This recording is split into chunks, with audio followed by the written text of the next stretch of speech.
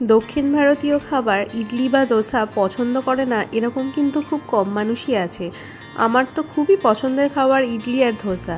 তাহলে বাড়িতে যদি ইডলি মেকার বা ইডলি বানানোর মেশিন না থাকে তাহলে কি আমরা ইডলি খাবো না আমরা ইডলি? তা কি কখনো হয়?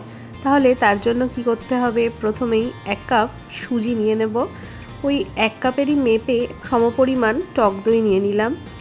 তারপর 1 চা চামচ নুন দিয়ে দিলাম, তার মধ্যে 1 কাপ জল দিয়ে ভালো মতো মিশিয়ে একটা ব্যাটার তৈরি করব। এবার এই মিশ্রণটা ঢেকে 10 মিনিটের জন্য কিছুক্ষণ রাখবো সুজিটা ফুলে ওঠার জন্য। 10 মিনিট পর আবার ঢাকা খুলে এর মধ্যে কুচনো ক্যাপসিকাম, গাজর কুচনো, 4-5টা লঙ্কা কুচনো, 8-10টা কারি পাতা দিয়ে ভালো মতো আবার মিশিয়ে নিলাম।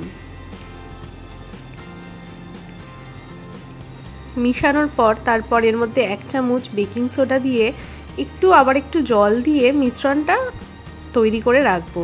মনে রাখতে হবে মিশ্রণটা খুব বেশি না পাতলা হবে না খুব বেশি ঘন হবে, ঠিক এরকম টাইপের হবে। এবার 3টে ছোট সাইজের স্টিলের বাটি নিয়ে তার মধ্যে অল্প করে তেল নিয়ে তেলটা ভালো মতো ব্রাশ করে বাটির চারদিকে মাখিয়ে নেব।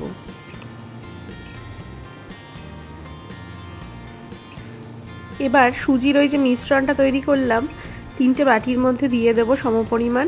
হ্যাঁ, খেয়াল রাখতে হবে পুরো ভর্তি করে দেব না, কিছুটা হাফ দেব যাতে এটা ফুলে ওঠার জন্য এটা জায়গাটা মিনিমাম পায়। এরপর একটা কড়ায় গরম জল 1 কাপ 2 কাপ মতো দিয়ে তার মধ্যে আমাদের বাড়িতে খাবার গরম রাখার যে স্ট্যান্ডগুলো সেটা বসিয়ে একটা তার উপর স্টিলের প্লেট দিয়ে বাটিগুলো এবার বসিয়ে দেব। এবার এটা স্টিমে বা ভাপে 25 থেকে 30 মিনিটের মতো হতে সময় লাগবে। 25-30 মিনিট হয়ে যাওয়ার পর ঢাকা খুলে এটা আমি দেখব যেটা হয়েছে কিনা, একটা ছুরির সাহায্যে দেখব ছুরির গায়ে লাগছে কিনা। না, ছুরির গায়ে কিন্তু একদমই লাগছে না, তার মানে এটা কিন্তু পুরোপুরি তৈরি।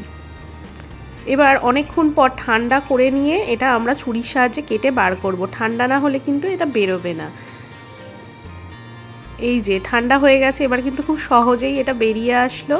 কতটা নরম হয়েছে আর কতটা ফুলে উঠেছে এটা কিন্তু দেখাই যাচ্ছে। তাহলে সকালে টিফিনে যদি এরকম নরম নরম বাড়িতে তৈরি ইডলি আর দক্ষিণ ভারতীয় স্টাইলে টমেটোর চাটনি দিয়ে আমরা খাই তাহলে সকালবেলাটা তো এমনি জমে যাবে।